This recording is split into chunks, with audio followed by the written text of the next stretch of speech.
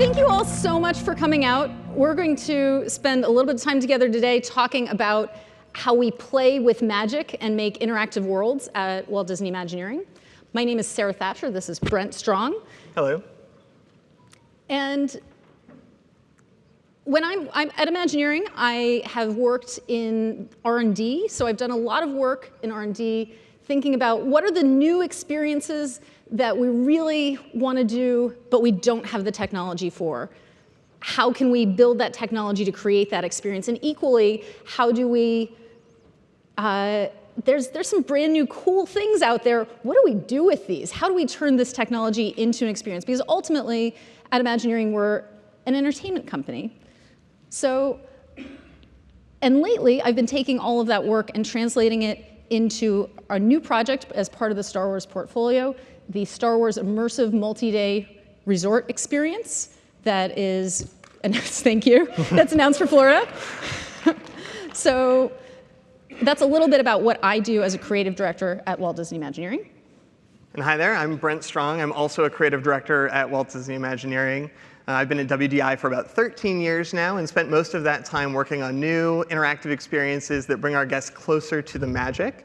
My current project, I'm working on a new project down at Disney California Adventure. It's an immersive interactive attraction that lets guests feel what it's like to have super heroic powers. And we're very excited to bring people into that world as well. So quick show of hands, how many of you guys have been to one of our parks around the world? All right, good. Most of you will know the things that we're talking about then today. As that video outlined, we do have 12 theme parks around the world. We have 4 cruise ships, soon to be 7. We also have the Alani Resort and a whole host of adventures by Disney around the world. Most people think of theme parks when they think of Imagineering, but what most people don't realize is that at Imagineering, we're responsible for every aspect of the guest experience, from restaurants to shopping to rides, shows, entertainment, spectaculars, you name it. But before we talk about all of that, I want to go back in time a little bit. I want to talk a little bit about how this all began. Back in 1952, before we had any theme parks, in fact, before the concept of a theme park really existed, and sort of where that came from. And Walt himself was a filmmaker, had wonderful programs on television. When he set out to figure out what is this idea of a theme park, what is this idea of a location-based experience, what he did is he gathered movie makers around him, some of his most trusted animators, some of his most trusted storytellers, and asked a very important question. It was whose tie is the skinniest? Yeah, you'd think so from the picture. It's a really good skinny tie competition. But actually it was, how can we put our guests in the movies, right? How can we take the stories that they've seen on screen and bring that to life in 3 dimensions? And back then they were inventing this from scratch. Since then we have 65 plus years of experience doing this, and we've learned a couple things along the way. And today we're going to talk about a few of these best practices, a few of these tips that we've discovered along the way. And spoiler alert, a lot of these things that we deal with in theme parks are things that you guys have tackled in game design and game production as well. It turns out that these missions are very similar, and today we're going to highlight some of those similarities as well as some of the things that are fundamentally different when you take things off the screen and bring them into 3 dimensions. So by way of example, sort of talking about how different these mediums can be, we're going to go all the way back to the beginning as Walt and those original Imagineers were coming up with the original Disneyland. They turned for inspiration to one of the original movies, one of the original animated films, Snow White and the Seven Dwarfs, and they turned that into an attraction. Now, in this attraction, they wanted to really immerse you in the film. They wanted to bring you into the movie. And so they created an experience where you visited some of the most iconic locations from the film. You went to the Dwarves' Diamond Mine. You went to the spooky dungeons. You went to the forest. You saw some of the most iconic characters. You met the dwarves, the woodland critters, the evil queen. And yet when people went on this, they were perplexed. You saw a lot of things from that film and went through all those iconic scenes, but you never saw Snow White. There was no Snow White in Snow White and Her Adventures. It said right on the marquee, it said her name above the door, and then you go on, you see all these things, but you don't see her. So where is she? Why wasn't she there? Well, our filmmakers said, when they were gathered around that table thinking about how do we put guests in the movie, they said, okay, This is an amazing opportunity to give our guests that first-person experience. So instead of, as you're going through, instead of seeing Snow White, you're going to be Snow White. The witch is going to offer you the apple. And it turned out that that was a little confusing. Cool idea, confusing execution. So part of the confusion was a first-person experience is just a small part of being in the movie. It turns out that Snow White's experience as you're watching her is a lot different than your experience of being in this early dark ride. So you are, for one thing, you are literally on rails. Snow White is, you're watching her make choices. She's deciding whether or not to go investigate this little sleepy cottage. Why is it so small? Who could live there? She's deciding whether or not to take the apple. You are on rails, going through scene by scene. You're not making any of those choices. So your fundamental experience is different than that of Snow White. So when you're watching something on TV, say like a car commercial, that car commercial is getting you to imagine what it's like to be behind the wheel of the car. That's their whole goal, is to, within that frame of that proscenium of that TV, to get you to imagine yourself immersed in that car. And as a simple message for a car commercial, great. But when you start to add emotions, when you start to add that narrative complexity, we don't get to transition directly to the experience of being that first-person perspective, because what's really happening is we're ingesting all of that, what's going on the screen, and we are projecting ourselves into that world. We're imagining what is, not just what is Snow White doing, but what is she thinking? What is she feeling? What would it feel like if I were there? We're empathizing with that world, and we're creating it inside of our heads. So to put us in the world, it doesn't mean making us Snow White. It means it's not just the interpretation of you in the movie, it's your experience, it's your empathy of how we get you in the movie. We make that experience authentic from what you view it from the inside out. So when we start talking about building an authentic experience from the inside out, one of the first things right at the center of that diagram is giving our guests a role, right? Making sure that we are very clear about the role that we're giving you, right? In that original attraction, we never told you that you were going to be Snow White, and so of course you expected to see her. You did not know who you were. And by the way, being a camera is not necessarily a role, right? That doesn't really feel like you're a part of that world. Moreover, it's important that we give you a role that fits. It can be really difficult to empathize with a character whose story you already know, right? Snow White has already made her decisions. Her story has already unfolded. We know how it plays out. Mine is just beginning. So you don't necessarily want to be in the role of a main character, and you don't necessarily want to hand somebody a backstory that they don't know, relationships with characters that they can't identify with, goals that don't resonate with them. You need to meet guests where they are and give them a role that fits. So let's look at an example from Opening Day of Disneyland that worked out a little bit better, which is the Jungle Cruise.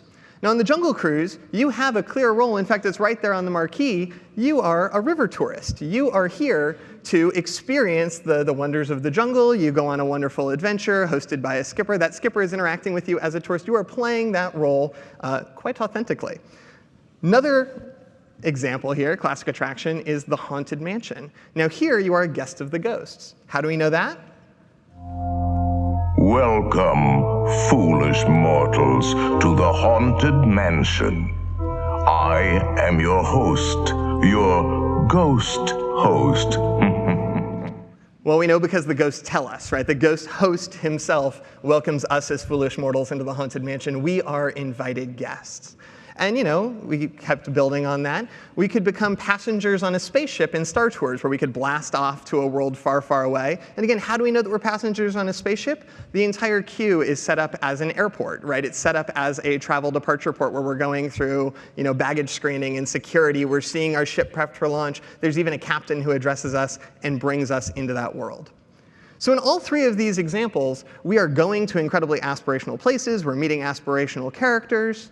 But feels like we could go one step farther. Yeah, so we're going to these aspirational places, but what if the role that we could play was as aspirational as the place that we're going? So in taking this on, we looked at our Guardians of the Galaxy Mission Breakout attraction in Disney California Adventure. This is, you start out as a visitor to the Collector's Collection. And I know you're saying, we just talked about active, we just said, how can you make that role more active? And we're saying you're a visitor. So very quickly, as you're going through that attraction, right there in the queue, you're told you're no longer a visitor to the Collector's Collection. You are an accomplice. The Guardians of the Galaxy have been collected by the Collector, and they're being held, and we need to break them out. And in fact, we need you to break them out. So Rocket Raccoon, as the brains of the operation, has figured out that he knows how to do this, except he's a raccoon. It's a recurring problem for him.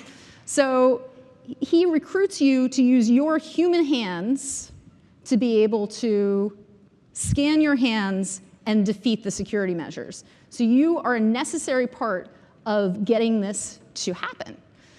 So you raise your hand, security measures defeated, and we actually get to break them out. So in all of this, giving you a role that is, in order to play a meaningful role, I need to know who I am, understand my role, make it clear. It's great if it can be an aspirational one, something that I get to, and maybe even something that I get to do. So we have all of that. Where am I going? Right.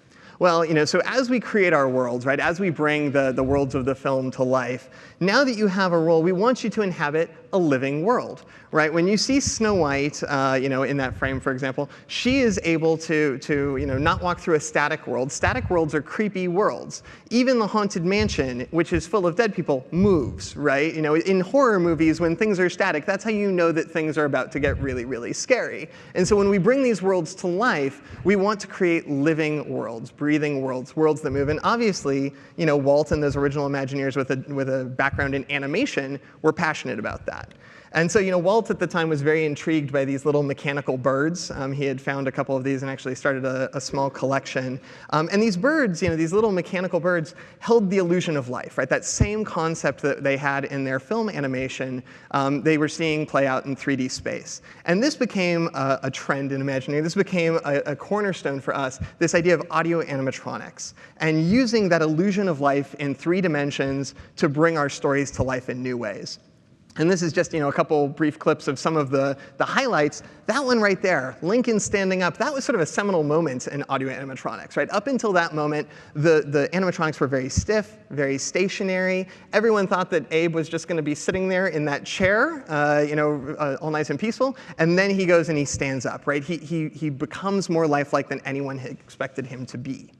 And we continue to push the envelope here, right? This is really key to bringing our worlds to life. This is the shaman figure from Pandora, the world of Avatar at Disney's Animal Kingdom. Now, this animatronic is incredibly sophisticated. It contains over 140 functions in the head alone to bring this character to life. And really the goal here is to take that same level of fidelity that you see in the movies, right? Where special effects animators are able to bring these characters to life with every tool at their disposal. We want to give that same tool to our animators in 3 dimensions. But most of the things we've been talking about here, we are an audience to, right? These animatronics are putting on a show, whether that's the Tiki Room, whether that's Mr. Lincoln, even the shaman as you go floating by. These are things where we become silent observers for that. That's not Snow White's experience at all.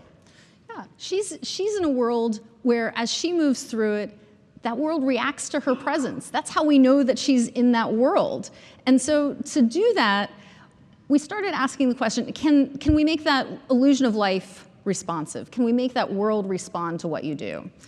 So going back to the Collector's Collection, as you're going to Guardians of the Galaxy Mission Breakout, you go through, you get to see a little bit of the collection. And in that collection, there are some creatures from around the galaxy, including these little Vilu. And these guys actually react to our guests. So they're packed with a bunch of sensors, and as guests are going by, they're looking for big gestures, they're looking for your gestures, they're looking for their sounds, and just like a creature is taking in information from the world and then reacting to it, they do that. And they have a personality. So the idea that, well, somebody who's making big motions, and that's a little scary. But another Violu who's a little more brave is going to lean in and just be really curious. So each of them have their own personality and react to you. And what's really amazing about that happening is that that role that we gave you earlier, first as a visitor and then as an accomplice, it makes you real in the world. That if the world changes because of things that you do, that world becomes more real, and you become more real within that world. So when you think about it, if you remove all of the movement from a world, that's actually how horror movies start. That's how you know something's wrong. It feels dead. It feels creepy. Even the ghosts in the Haunted Mansion move. So the feeling of a static world, it feels dead. So how do we make it move? How do we making that responsiveness actually validates the existence of that person in the role that they're playing. So as we bring the environment to life, we're making that role that you're playing even more deep and meaningful inside of that world. So we're playing a meaningful role. The world is responding to us. Now we're actually not feeling like an extra. We're beginning to feel like a protagonist in this story. And what do protagonists do? Well, they take action that moves the story forward, right? And so one of the really important things here is to look for a way that our guests can actually propel the narrative, that their action can be the impetus for the story continuing. Now, this is something, again, we're here at GDC. You guys know all about the importance of players or guests taking action, right? Action is the foundation of play. It's the foundation of challenge. It's the foundation of so many of these things. But it turns out that when you go and try and take play, which people already do in their living rooms with their families, and bring it into the real world, you encounter some challenges. And so, for example, when I'm at home with my wife, my 6-year-old, we're playing a board game, I will do ridiculous things that I would not do in the supermarket. When I am playing online with my friends, I will put my avatar into an outfit that I would not feel comfortable wearing here at GDC, right? There are things that you do that are ridiculous with, among friends and in the privacy of your home that you would not do in a public space. And so really the question here is, how do we encourage guests to play in public the same way that they would play at home? Or to put it differently, how do we get a normal teenager to wear a silly hat, right? How do we go about crossing that divide? And it turns out that the answer is something that's familiar to most of you guys in the game design industry, which is you make a magic circle, right? Now this term was popularized in game design, and essentially, it's that concept of leaving the real world behind, right? Setting aside the rules of everyday life and reality, and substituting them with the reality of a game, right? With a new context of the game. Now, the Imagineers back in 1952, 1955 when the park opened, wouldn't have been familiar with the term magic circle, and yet they built a literal magic circle around the park. At Disneyland, we actually have a train that encircles the entire park that's elevated so you cannot see the real world from inside of the park. We call it the berm.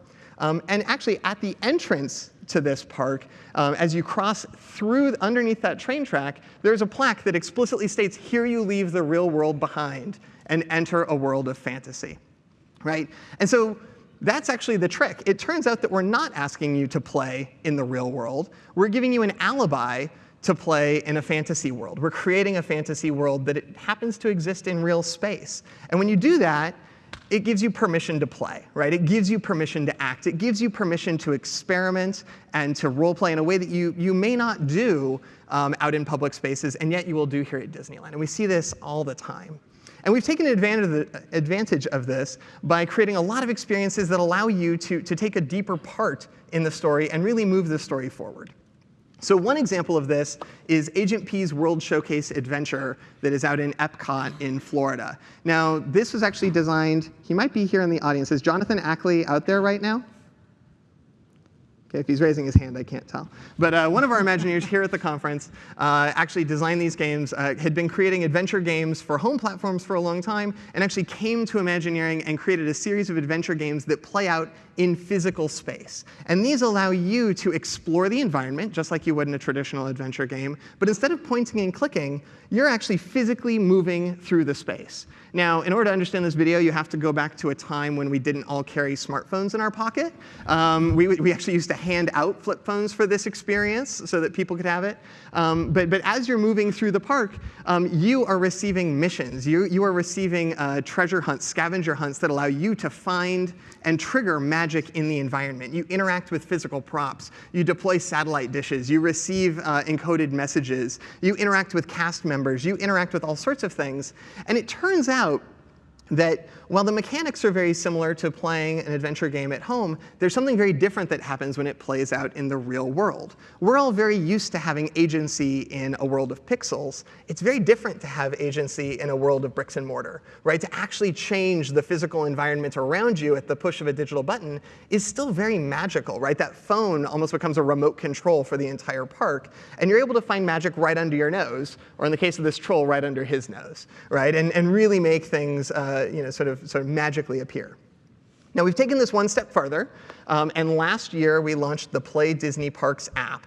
And this is, again, taking that idea of agency even farther, where you are now able to use the entire park as a game board, and your phone is able to follow your lead. Your personal device is able to understand where you are and allow you to interact with the environment in unique ways depending on the story world that you're within.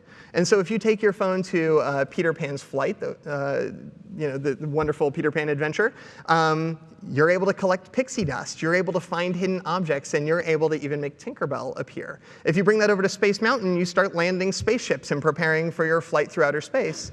And pretty soon here, if you bring it to Star Wars Galaxy's Edge, just as you step into that narrative, your device steps into that narrative too. And it can become a Star Wars datapad that is, again, your gateway to taking action. You can join the resistance and go on a mission, or you might decide to align yourself with the First Order and support their cause. So the story, in all of these, the story unfolds because you take action. Because you do something, because you act, the world changes. And that's the very definition of a protagonist.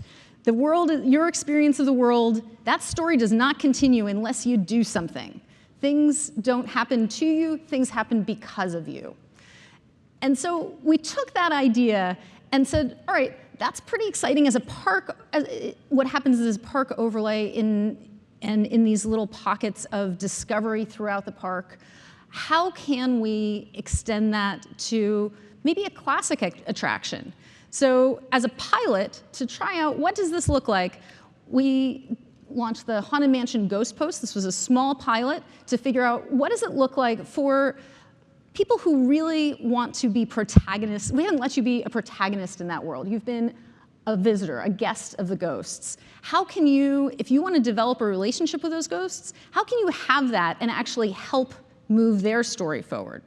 So this is a pilot that we did. It was, and it was really based around this promise that our ghosts have been making for about half a century, that a ghost will follow you home. At the end of the attraction, there's this either promise or promise or threat, depending on your read, how much you like ghosts, that a ghost will follow you home. And so we said, well, what if the ghost's ability to travel outside of the mansion was in jeopardy? They don't know why, what's causing this, but this is an existential crisis if you're a ghost and you can't haunt people. So if you care about ghosts, that's going to be something you want to help solve. So we created this serial narrative that arrived in the form of a series of boxes. And building on that subscription box model, our serial narrative, each box was a chapter in that story and delivered a set of haunted objects that became, as you open them, these aren't just stuff in a box. These are props that as you play, they allow you to unlock parts of the story, advance the story, and actually help the ghosts restore their ability to haunt. So, we're taking those all of those moments, these Imagineering tips and tricks of illusion, there are things that reflect. It's done with mirrors. So we're using a lot of different Imagineering things to create these reveals, just like you're seeing in the park with Agent P, and create those reveals at home and allow you to discover those hidden qualities of those objects. You're literally revealing the ghost writing between the lines. You're literally revealing the ghost writing between the lines. You're creating that story and advancing how do we solve this problem? And to do that, we do actually use your personal device. We use a custom app and combine that with some of these objects to make a phantom radio. So this spirit radio can tune into the spectral qualities of all these objects, and they actually create radio stations, which become a radio play that you assemble your own cardboard radio, and without pairing it, there's an extra bat stanchion knob that you can use to tune in that radio and actually be able to hear the voices of the ghosts talking to you. So you're creating this relationship, even though they can't travel to you physically or spectrally, not sure how that works as a ghost, even though they can't travel to you and haunt you at home, they are talking to you and talking to you through the problem. So when you go back to the park, because your phone has been part of your journey all along, it's been interacting with all of these objects, it has your story state. It knows where you are, what progress you've made, and when you come back to the park, the audio on the attraction actually changed. So you're no longer just a guest of the ghosts. You're special to them. You are somebody helping them solve a deep existential crisis. So of course they know who you are and recognize you when you come through. They're not showing you the ballroom for the first time. You're returning to that ballroom as a friend, and eventually that ballroom becomes a celebration for your restoring their ability to travel. So in doing all of that, building that magic circle to allow people to play together, to give them that alibi to feel like they know, like they understand, and can do all those silly things within that circle of play. The ability to have that discovery and move the action along, be the protagonist in their story and move the action forward. Now, moving all that action forward, that's great. That's pretty straightforward unless you have some challenges along the way, right? You can't just walk into Mordor. You gotta have some challenges. This is the basis of the hero's journey. And who better at making challenges than game makers? That loop of try, fail, succeed, you guys know what this is. This is what games are made of. And those games, it turns out, are an amazing way to create a hero's journey, to create that challenge that makes me feel accomplished, that gets me as a protagonist from point A to point B. I have to try and fail before I get there. And we didn't invent games, but we use a lot of mechanics from them in our parks. So we have, you're driving in Autopia, as Brent took us through, you're exploring in adventure games, and we have a lot of aiming games where you are using some sort of device to influence things from afar. So that idea is actually really helpful. We do it and it's super useful. So we end up using it across a variety of attractions. We got Buzz Lightyear Astro Blasters, where we have Ant-Man and the Wasp, where you're shrinking down to the size of a nanoparticle and taking part in this heroic battle. We have Toy Story Mania, where you're going through and playing these carnival games that your friends from the Toy Story movies have set up. And in all of these, that mechanic of being able to influence things from far away actually is super helpful when you're building an environment. The ability to touch things, to interface with things up close is really exciting.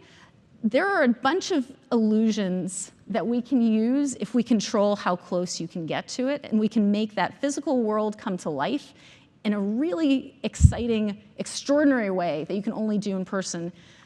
But the ability to influence that at the distance really expands the possibility space. So in all of that, when you're making console games, as let's say you're making a AAA title, most of the things, there are a bunch of things that you have to consider. You're thinking about all your mechanics, what is going to go into the box, how those mechanics link together, how they build together for a story.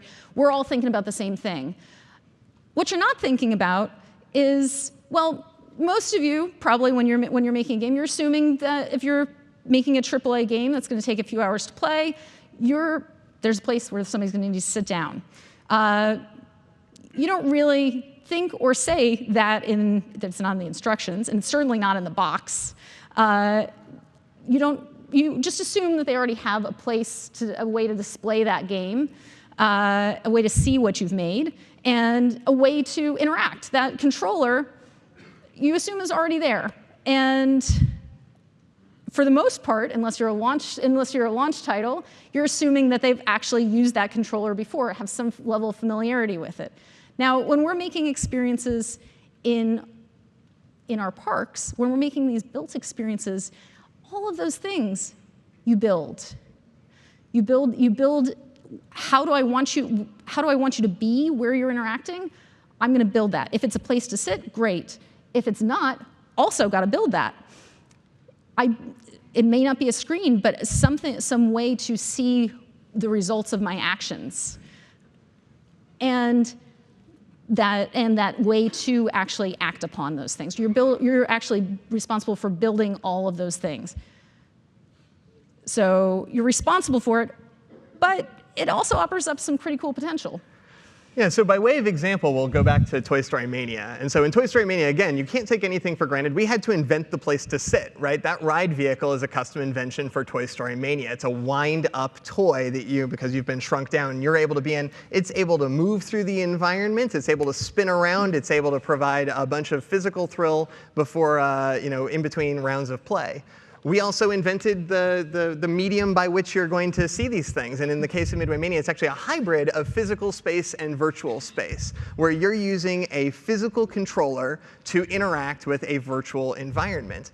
But even that controller is something that we got to invent. We had to figure that out. And while there's disadvantages to having to invent a brand new interface, right? Most of you probably have dozens, if not hundreds of hours logged building muscle memory around your preferred system at home. This one's going to be totally novel. It also means that we get to design an interface that is custom tailored to the experience. So where do we start with something like that? Well, with Midway Mania, we actually started with a plethora of plywood prototypes, trying to figure out the different ways that guests might interact with that virtual world using this physical controller. And as you can see here, we tried a whole bunch of different designs, right? We tried things that had cranks on top, almost like a Gatling gun. We had big smash pads on top where you physically hit it, almost like a high striker. We had levers that you could pull. And with each one of these, we play tested. We brought people in, we tried it out, and of course, what you discover is that the interface and the game are tightly married to one another. When you have that sort of Gatling action, you go rapid fire, you need a vastly higher number of targets on the screen. Some of these interfaces take away from the feeling that you're a toy having fun at a carnival and start to feel like it's a weapon, right? Start to feel like it's a more violent thing. Some of these are easier for kids to use, easier for adults to use, and each of these need to be taken into consideration. Now, ultimately, we decided on the mock-up that you see down there at the bottom. It's a pop-action shooter. And just to call out a couple features here, the way that you actually fire this pop-action shooter is by pulling a little string on the back, right? It feels fun. It feels playful. We spent a lot of time actually determining what exactly it feels like to pull on that rope. And what's great is that the interface presents itself to you in the most intuitive way possible. Right in front of you, there's a handle to aim it. There's a string that you pull. The only instructions that you need to play are pull the string to shoot. One thing about that, though, you have to be able to reach the string. It turns out that if, as you are riding Midway Mania, an adult and a child together, what is a comfortable distance for an adult is out of reach for a child, and what's a comfortable distance for a child is way too close for an adult. And so we actually had to do some engineering to figure out the best way to get that interface into the best ergonomic position. And so in this case, we actually created a mechanical linkage between the placement of the pop-action shooter and the lap bar that you pull down in order to secure yourself into the seat. So the smaller you are, the closer that pop-action shooter becomes. And the farther and the bigger you are, the farther away it is, making it always very comfortable. But that sort of gets into an interesting point, right? Since we're designing the entire environment, this interface is just a little part of it. What if the environment was the interface? And this is, again, an idea that goes all the way back to the beginning of the park with experiences like Tom Sawyer's Island, which nowadays has been made over into Pirate's Lair on Tom Sawyer's Island. What this is a physical space full of challenges for our guests to overcome. This is an island that's filled with a crisscrossing network of pathways, each pathway with its own unique challenge. Some are creepy caverns, some are swinging suspension bridges, we have nice buoyant bridges that go across the lagoon, and each one of these provides you an opportunity to sort of put yourself to the test. But of course, what's challenging for one person is trivial for another. It'd be great if there was some way that you could modulate that challenge. And we actually did that in Camp Discovery, which is a new experience out in Shanghai Disneyland. This is a set of adventure courses built into the side of this mountain, where guests, as you can see here, actually clip off. You're in a one-person ride vehicle. It's a harness that you wear that allows you to perform death-defying stunts while still being totally safe. And what's really cool about this is that at every step along the way, every vertigo-inducing step along the way, you actually have a choice to make. You can decide exactly how much challenge you want. So for example, if the vertigo is setting in and you're a little bit nervous, you can take that path to the left. If you want to put yourself a little bit more to the test, you can take those swinging barrels in the center. And if you're really feeling brave, if you really want to go ahead and test your mettle, you can take those swinging logs on the right. And as you go through these challenge trails, you're constantly given new opportunities to challenge yourself. So again, we know we're preaching to the choir here in terms of talking about the importance of challenge. But there is something, again, just like we were talking about with adventure games, there's something very special when you take that try, fail, succeed loop and bring it away from the pixels and into physical space. And especially when the interface disappears, suddenly that triumph isn't an abstract triumph, it's a personal triumph, right? It's a social triumph, that you are succeeding in real space with people that you know and love, and that makes the moment all that much more special. And so again, to recap here, challenges are the hero's journey, right? They're critical to making you feel like you're growing and evolving. There's immense benefit when you can build the game and the interface together. It allows you to dovetail those two things in a way that is more than the sum of either of their parts. And when you do it really well, the world becomes the interface itself, and people are feeling a personal sense of challenge unencumbered by any sort of interface. So you're able to overcome some challenges. You are on your hero's journey. I think we're going to need some friends. Absolutely. So let's make some friends. Characters have been at the center of Disney Parks experiences since the first day. And building relationships, it turns out when you see a character on screen, you're making that relationship in your mind. When you meet them in the real world, that character can see you and you can feel seen by that character, which is super powerful. Being able to meet your heroes is part of our foundation, and getting that experience of I can actually hug Mickey, have that tactile moment of friendship. So that's super powerful and foundational, something the early Imagineers figured out way early. It turns out we actually have a really wide variety of characters, and not all of them are as comfortable walking down Main Street as Mickey is. So let's take, for instance, Crush from Finding Nemo and Finding Dory. He's not super comfortable walking down Main Street.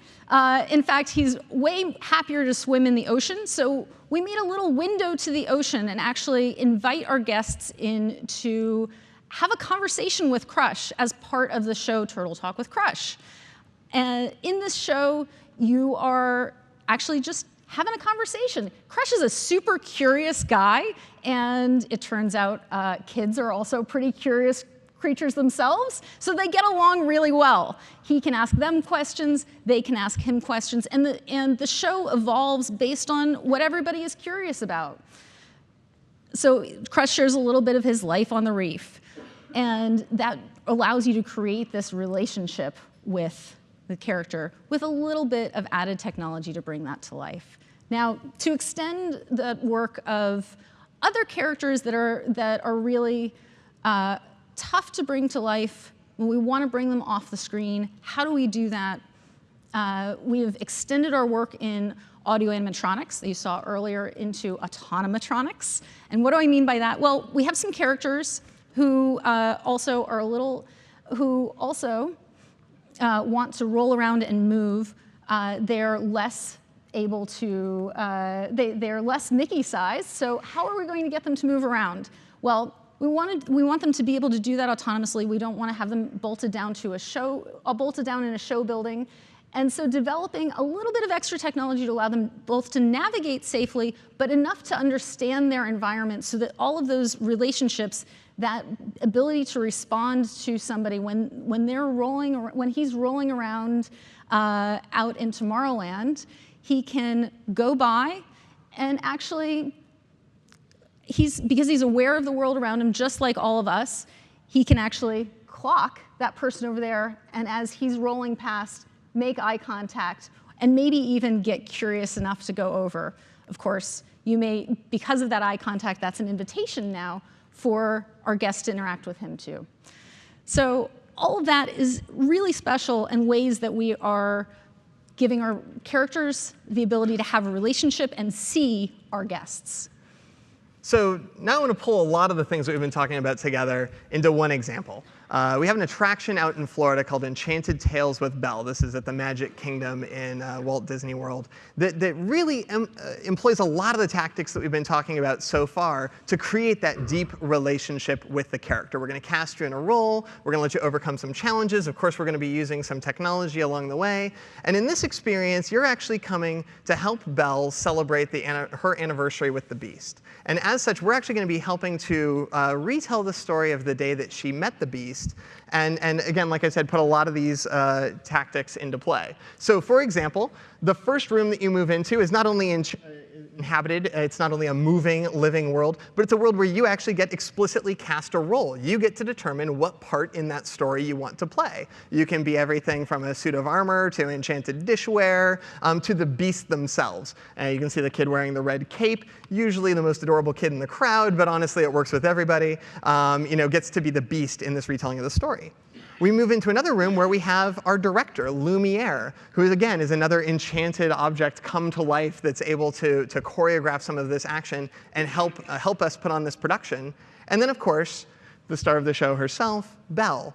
And Belle leads all of these kids in this interaction where we all become a part of the retelling of this story. And we were talking a moment ago about challenges, overcoming challenges. And we talked about games, but performance is a form of challenge too, right? And this is sort of a uniquely social form of challenge, right? That for a lot of these people, this is probably their first time really getting up and performing in front of other people, right? But doing that is an act of bravery, right? It's an act of connection. And you're helping create a special moment for Belle. And so when Belle is able to hug you at the end of that experience, you've earned that hug, right? You have not just met her, you have actually helped her. You have warmed her heart, and she can recognize you not just as a friend, but as someone who has collaborated with her and is a deep, meaningful friend. And so again, we've known this from day one. There's power in connection. And connection really comes from not only seeing that character, but being seen and being recognized by that character. And when you combine it with all the things that we've talked about before, there's incredible power when you feel like you've earned that connection and really, really made that friend in a new way. Now, we've made all these friends, we've combined all of these things, and really one of the amazing opportunities in building the world from scratch means that we can go after those aspirational moments, those moments that I see on screen and I go, I want that.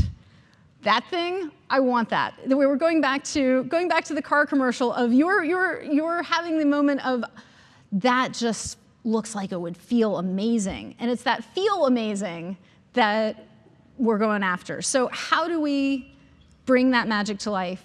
We're engaging all of the senses to make that magic real, to make it feel amazing, and that feeling of flight, those aspirational feelings. So it's about sensation, it's about haptics, it's about touch, it's about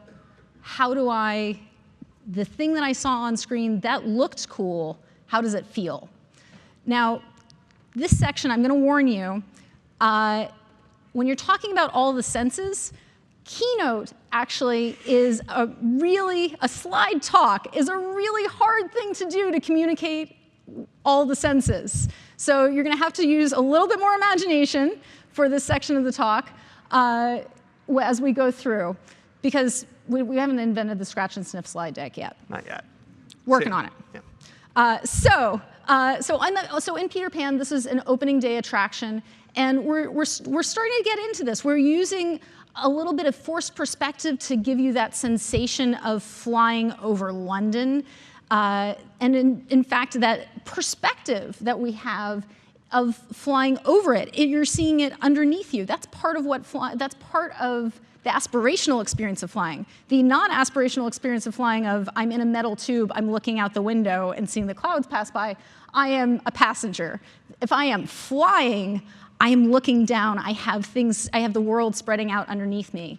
And so we continue that into Soarin' Around the World, in which you are gliding through all of these epic locations around the world. And we're literally lifting your feet off the ground, your feet are dangling, and we've added movement to this. So we're lifting you up and pushing you into and moving with those images as that scene unfolds around you. You're crossing on top of Everest and flying. You feel the wind in your hair, the sway of the wind as it catches you as you bank around, and you smell the ocean, the orange groves, my personal favorite. As you're flying through, we activate all of your senses. And taking that activation one step further, in Avatar Flight of Passage in Pandora, which we opened as part of Disney's Animal Kingdom in Florida, you are able to mount and ride on one of those banshees. So these are those dragons from the Avatar films, kind of dragon-y creatures. They can fly. They're super cantankerous. You got to earn it. And you're creating a relationship with this thing. So we take all of what's working well in Soarin'. We're taking that motion. We're moving you with this image. We're wrapping that image around you as you're flying through, bringing it into 3 dimensions, and we're also activating your senses. So you're feeling that sea breeze, but you're also feeling that banshee breathe underneath you, because it's not just you flying, you're flying with your new friend, the banshee. Now, we have some other aspirational things that we're about to open, Star Wars Galaxy's Edge, which I have been waiting to step into that world that I've seen on screen since I was a small child. And so it's what could be more aspirational? We're gonna get to drink some blue milk, step into that world, smell the smells, see all the sights, and it's gonna be very exciting. And what more aspirational thing in there when we talk about flying, but flying the Millennium Falcon? So you are going to get to step into the cockpit and fly it.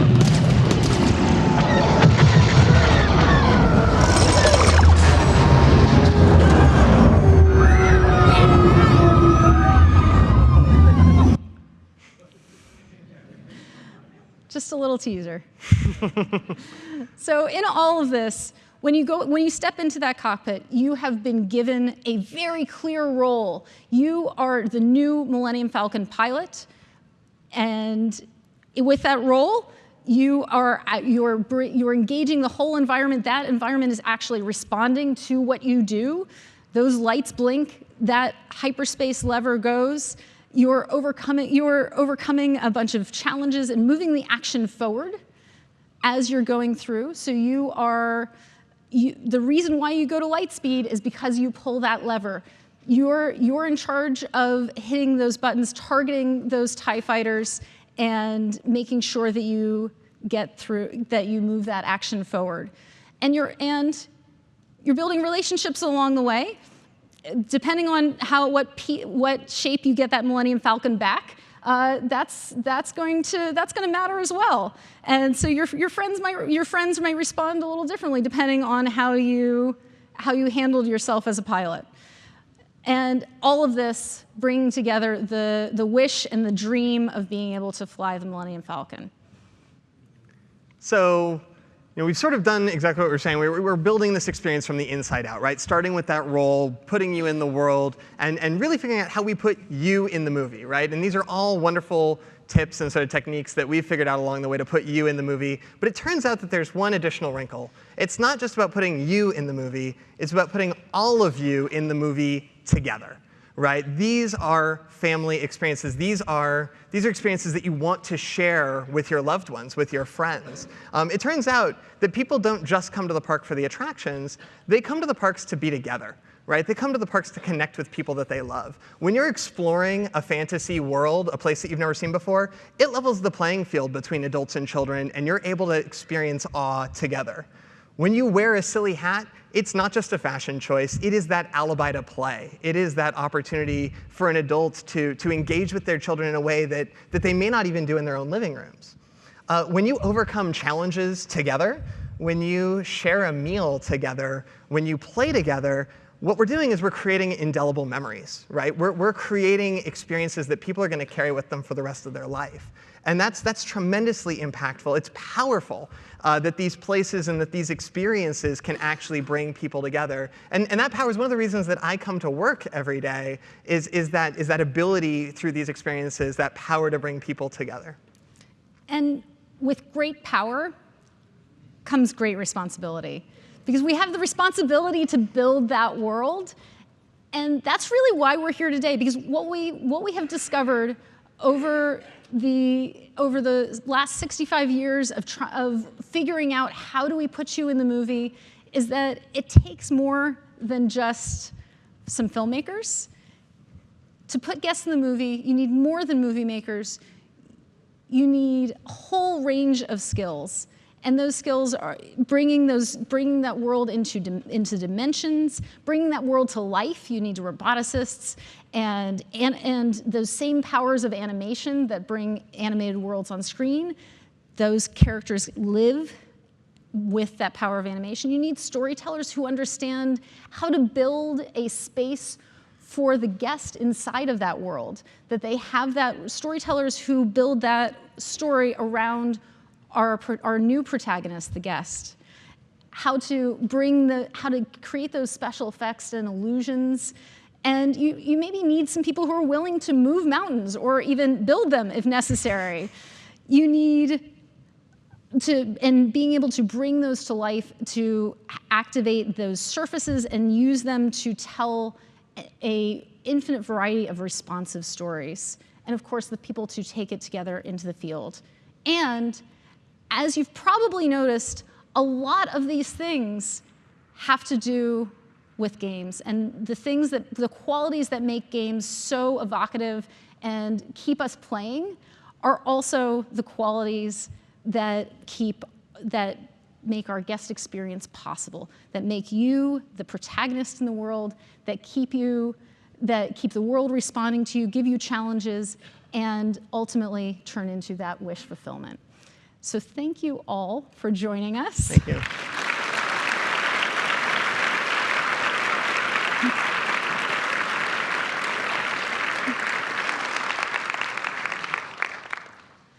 So we have a little bit of time in this room for questions. We're gonna go ahead and take a couple of questions now, and we'll hang out afterwards. We went almost to the time limit. Almost the time, so we'll just take a couple questions, but we'll hang out, and if you need to find us, we can be found over on the Overlook as well. Cool. Thanks for the talk. Really appreciate it. Can we bring up the house lights a little bit? Yeah. There's a lot of really fantastic examples of people having individual agency as they're interacting with the park, and you're in a unique position to have like multiple physical people in the same space. So I'm curious, I'm glad that you mentioned bringing them together and showed the example of the Beauty and the Beast.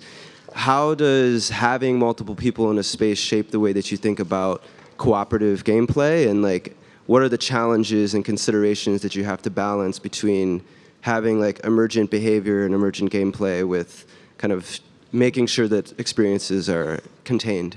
Yeah, no, that's a great question. I mean, talking about how we use cooperative gameplay, I mean, that is really at the core of everything that we're doing is that idea of co-op, right? We recognize that almost nobody comes to the park alone. You're there with your friends, you're there with your loved ones, and yes, you are surrounded by lots of other people. And so we always look for experiences that while there might still be some element of competition, that there's also some element of teamwork, right? And going back to Toy Story Mania as an example, the best way to get the high score on that, I'm going to give a little tip to everyone in the audience, is not to compete with your friend, but to actually work with your friend. There are tons of Easter eggs and hidden targets inside of that experience that can only be unlocked if two of you are working together, hitting targets simultaneously, using your powers combined in order to reveal extra magic. And that's sort of how we sort of get that idea, even in that very competitive head-to-head experience, a little bit of that co-opetition. And as you mentioned, we're always looking for a way to embrace the fact that there's a crowd of people and to give you an opportunity to take the stage and to be at the center of the action. My question is, sorry. Go. Oh, should I go? Oh, okay. Sure. I alternate. Okay. I attended a bunch of awesome talks this week about designing for colorblindness, adaptive controllers, subtitles, and I'm curious what the Disney Imagineering approach is when it comes to designing for all of the senses to make sure that anyone who goes to the theme parks or has any Disney experience is able to have a good time as well. Absolutely. Accessibility and these experiences are for everyone. We have an incredibly broad audience. So in all of the, you saw all the development of that control that Midway Mania. We look towards certainly colorblind, but also the ability to, you don't want to assume the ability to grip. We want to reach a widest possible audience so you can use that controller with, you don't have to use opposable thumbs to use that controller. You can, so we have a set of guidelines. We work with a ton of folks who are really very talented at looking at accessibility across a variety of categories, and it means inventing what that accessible thing is for each experience. How do you create that experience that, when you are engaging the senses, that can communicate to that wide audience? And it's really a case-by-case basis, but it's something we think about all the time. Yeah, and actually one of the interesting things about that is that the process of designing to engage all the senses in and of itself makes the experience more accessible, right? I mean, you may not be able to see the visuals on the screen, but that doesn't prevent you from feeling the motion, from feeling the breeze, from smelling the smells. That can still be an adventure even if you don't see the visuals. And likewise, you may not be able to hear it, but there's a lot to see, there's a lot to feel. And so a lot of times, yes, we are taking into account every time we design an interface, how to make that interface available to everybody, but part of that is just designing multi-sensory experiences to begin with. Thank you. Thank you. My question is around personalization at scale. I did one of the beta tests of an immersive experience at Walt Disney Resorts a couple years ago with my sister, and it was one of my favorites, but obviously that takes away time from other people, right? So how do you balance having these extremely personalized experiences or even smaller seating arrangements so that people can feel more intimate and more like they're actually riding the Millennium Falcon versus getting a lot of people through experience in a day? That is something we, in terms of that game design loop of I want to try, fail, succeed, having the responsiveness and balancing that with the scale of how many people we're entertaining. We have a lot of ways to go after that. one of the ones that we mentioned in the talk, we talked about Ghost Post, that actually allows you to continue that story at home, and keeping that story to having different levels of interaction. So for Parks Play app, you're getting, everything is very responsive, and using the environment strategically to pay off for those larger payoffs so that we can do that at scale and handle the amount of people who want to play and interact. And Ghost Post has a wonderful version of that too, which is context, right? The fact that when you play Ghost Post, you're still riding the same haunted mansion as everyone else, but because you have this deeper connection, because you have this insight into the world, you see different details in that environment than other people do. And what you talk about is definitely a challenge that we confront. We have a whole bag of tricks to do it. But one of those is definitely thinking about how do we extend the time, how do we deliver personalized messages, the personal devices and things like the Parks Play app. All of these are techniques to sort of give each of us our own unique experience within this shared environment. Hi. When approaching the process and problems that you talked about today, how do you maintain the perspective and lens through which a kid sees the world? All of us lose as we go older. Like, how do you know the experiences are going to be received as intended by a kid? So this is in the perspective setting of literally understanding what do kids see out of this experience. I have been in Imagineering about a third of the time that Brent has. And so never had the experience of the parks as a child. A colleague said, all right, we're going to judge this. We're going to put you on a rolly chair, and you're going to roll through this and look at what does somebody who is waist high, what do they understand in this world? And so sometimes you see a lot of crowds of legs. So bringing those details down to extending them all the way down to the floor, understanding what that experience is like. I like to borrow as many families and friends that I can and go to the park with them to be able to understand what is their experience of going to the parks. So that empathy as a designer, is really important, and it is all too easy to lose track of this is the experience for me. You have to we play test constantly to better understand test our assumptions about what do you understand, what do you know, how do you interact, and try to look at it through the eyes of our guests in all their variety. Thank you. Hi there. Oh, I think they cut us off. Hello? Oh, in the case of a lot of my favorite games, I had to lose a lot before I could win. Do you think it's possible to have a satisfying theme park attraction that actually ends in loss or failure? Yeah. Well, yes. But I think that is defined differently, right? I mean, I think that we always want you to have a good time, right? I mean, the reason that you kept playing that game is not just because it was challenging, but because the challenge was a fun challenge, right? And I think that, within the context of our parks, we need to account for guests who are going to be able to ride that ride hundreds of times, as well as people for whom that experience might be a once-in-a-lifetime experience. And so we're always looking at how do we make sure that it's fun the first time you play it, and how do we make sure that it's still fun the 100th time you've gone through it. And so a lot of the times we look at sort of variable success more than digital decisions of failure and success. An example going back to Toy Story Mania is, we have a high striker board that sort of gives you your score at the end and lets you know how well you did. No matter what, you get to shoot confetti out of that cannon at the end. It is a celebration of however well you did, but you also get sort of a metric of how well you did in the grand scheme of things. And I'll give a slightly humbling example there. I was part of the design team on Mania, and I rode that ride hundreds of times before it opened. It was a tough job. And me and the other designers had a little bit of a running competition going on. I think my personal high score that I ever got was about 380,000 points, which I thought was pretty dang good. We opened up, and within a couple months of opening, we had annual pass holders who had already crossed the 500,000 mark. And so, no matter how deep you make it, people will go deeper. But it still needs to be fun that first time through. And I think that's always what we're trying to balance. Thank you.